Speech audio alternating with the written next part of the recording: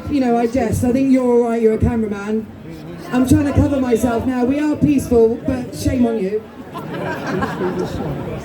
BBC. No, seriously, guys, we know, you're laughing, he's laughing, everyone. He's probably, you know that we're telling the truth, and you know that we're on the right side of history, BBC, so as long as you report the truth, then we're all right with you.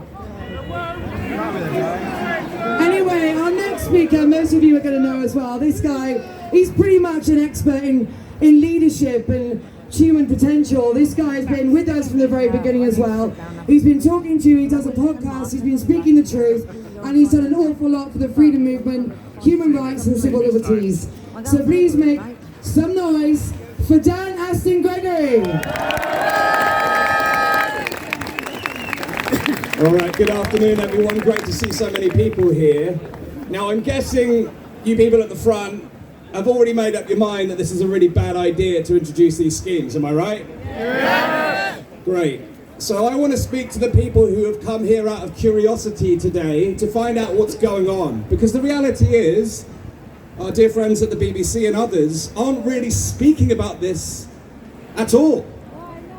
But this is a global rollout of a scheme called the 15-minute cities. And when people say that, the press, like the BBC, will say, oh, it's a grand, the conspiracy theorists are saying it's a grand conspiracy. Well, if you look at it, it's an open conspiracy because you've got organisations like the C40 and the Global Covenant of Mayors who've all signed up to the idea that we do these 15-minute cities. And in the UK, already 100 plus councils have said, yes, we're going to do what Oxford are doing and others before them. And with everything that's been spoken here today, there's always an emotional plea to some utopian ideal.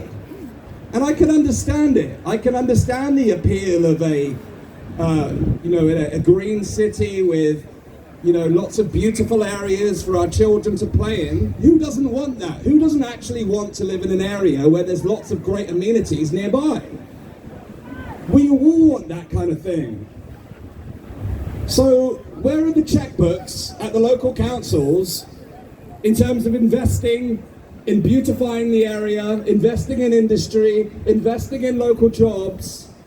You would expect a 15-minute scheme which promises these wonderful ideals of everything you need within 15 minutes of your doorstep to actually be out there actively building and investing in your local community. But how many people know a local or national government that is spending their money wisely at the moment? This is a left-leaning city, I know that. And again, the media will say, oh, the right-wingers came here today. I've been politically homeless all of my life. There's things on the left I like, there's things on the right I like, there's things on the left I'm appalled by, and there's things on the right I'm appalled by. But the reality, no wonder why you're politically homeless in the state of affairs we find ourselves in here today. But the governments are needlessly spending our money on war and, cronyism and all the things that billions have been spent through the last 3 years on COVID, leaving us in quite a precarious situation. So no, we're not facing a beautiful 15-minute city where everything is wonderfully available on your local doorsteps, wonderful education for your children, beautiful parks, wonderful amenities, lovely restaurants. If that was really what was on offer, you would see people's legs matching their mouths and taking action to actually build vibrant communities. And I'm sure we'd all agree with that ideal. That's the promise. But like every con man, it's a missale. We're being missold. Because what's on offer, rather than this beautiful, lovely, vibrant environment on your doorstep, is surveillance, car CCTV, watching your every move, blockade, stopping you moving around the city, and completely removing your ability to travel freely. And the reality is this, within every utopian ideal, there has to be realism and practical reality. There has to be pragmatism. If you're a major employer in Oxford, how are your employers going to get to you if you're only able to get within 15 minutes of your city? Now, of course, there's exemptions. Right, okay. All this language we're getting used to for your own safety. Exemptions. It's all become normalized in this new normal. Who accepts the new normal, by the way? No! I think it's time that we define a brighter future for ourselves. It's time for us to take the power back and say, actually, we do want vibrant, beautiful, lovely communities on our doorstep. But who's going to build them? If we wait for the government, we'll be waiting the rest of our lives. It's down to you and I. It's down to each one of us to say, actually, I'm going to take personal responsibility in this decade, and I'm going to make a difference in my community. I'm going to lock arms at people next to me, left and right. I don't care where they lean politically, but I'm going to make a decision to actually make a beautiful community, and we're going to say no to the state powers that are trying to intervene and micromanage every single detail of our lives.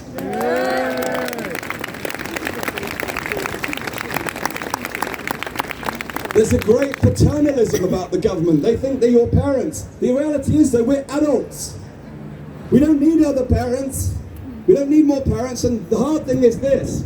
I grew up, I'm 39 years old, I turned 40 this year. I grew up in the days of analog television. Who can remember analog television? And then it started to get a little bit digital when I was a child, and there was this parental control setting which would prevent you as a child from seeing things that were unacceptable to see. Now, my parents never switched that on because they simply taught me. They taught me a lesson about what's acceptable for a young child to consume. They taught me to understand principles and values, and therefore they enabled me to make my own decisions. They could have just switched it off so I couldn't ever learn for myself, and that's the kind of world that we're living in right now, is that people want to shut you down and take control. What kind of lesson are we sending to our children if that's the way we live? Why don't we empower people and nurture people to actually make a difference in our community rather than shutting us down and stopping our movement and preventing us from living our lives? And I agree with everything that's been said here today. Thank you. We must stop it at its roots. This is a course set in motion. It's already happening. And the resistance is building, but they're acting fast and they've got a lot more money and power than we have. But we've got people power. We've got people power. And when we come out in numbers and we have the courage to share the stories with one another and speak our true voice, because you know what, we've been suppressed for so long, we're slammed the media. The minute we say anything that goes against the narrative, you're slammed. It's time to have the courage to go beyond that. Regardless of what the media say about what happened here today, we know what happened here today. We were here, we're living it, we're breathing it, we're not afraid to challenge authority. But we are willing to challenge authority on the basis that we do want a brighter future. We do want that nice ideal. But we know that it's only going to happen if we take matters into our own hands. And that's why we're here today. Thank you very much.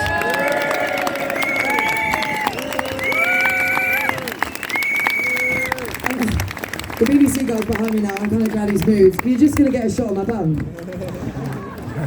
Anyway, guys, you've only got one more speaker, and you are going to be marching very, very soon. And as you do go towards that direction in which you'll be marching, can you please pick up some of the postcards we have, because they're from messages to the council.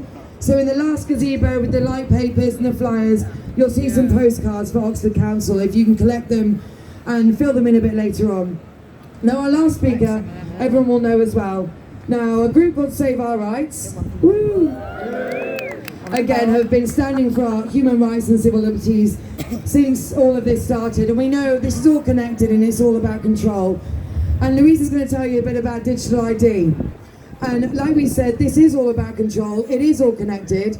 We are just the resistance. And this today is just a demonstration of mass non-compliance. Peacefully, of course. But can everyone make some noise for Louise Creffield of Save Our Rights? Hi everyone. Obviously our primary focus here in Oxford today is to prevent the 15-minute cities with mandates. But what we have to be aware of is just how many avenues they are taking to exert control over us all.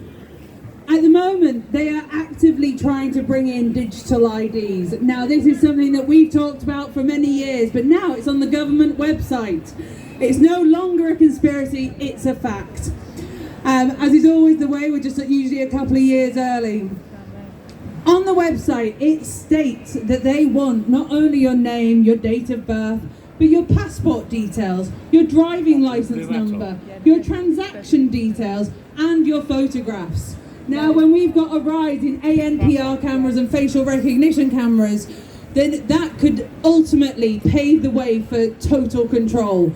Obviously, they're not saying that's what they're going to use it for at this point, but we have no accountability, no way to measure, no mechanisms to challenge them if they do.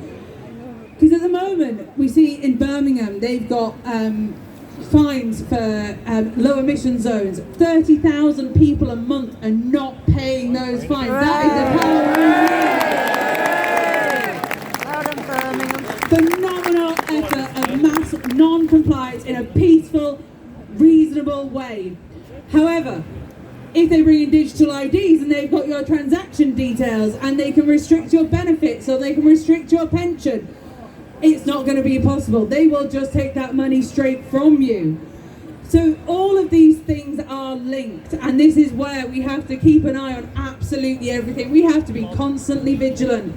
At the moment, they are running a consultation. This consultation is designed on purpose to be exceptionally difficult. If you oppose digital IDs, for the first two-thirds of the consultation, you want to strongly disagree.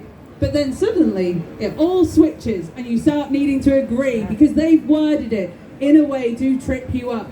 However, we created a guide to help people do it. I don't think it's worth all of you spending 4 hours each trying to figure it out, because that's just a waste of a collective time. So I spent many hours creating a guide so that you could do it in about 5-10 minutes. But you must do it because they take your silence as consent. So you might think they don't listen, but they do. They listen to numbers. They don't listen to individual voices. It doesn't matter if you write the best argument. It doesn't matter if you write an essay about why it's so bad. What matters is numbers. It is always a numbers game. And today we have numbers. So that is the key. Take the 5 minutes. Be part of the numbers, keep up the pressure in all respects, because they do take silence as consent. I've made it really easy for you. You can find it on the Save Our Rights UK pages, and it is all part of the same agenda. It's all coming together, and if we want to resist tyranny, we've got to do it in every single way. So thanks for letting me share about that, but thank you so much for being here today. It's amazing. There's people as far as the eye can see, every direction. You're all heroes. So give yourselves a big round of applause. Well, that's it, guys. Thank you so much. We're going to let the music play you out, but if you want to make your way, turn around to this direction. Now you're going to be making some noise and sending the message through Oxford. Thank you very much, guys. Yeah, let's see. Right, let's get this march. We need to get some postcards. Down this way, yeah.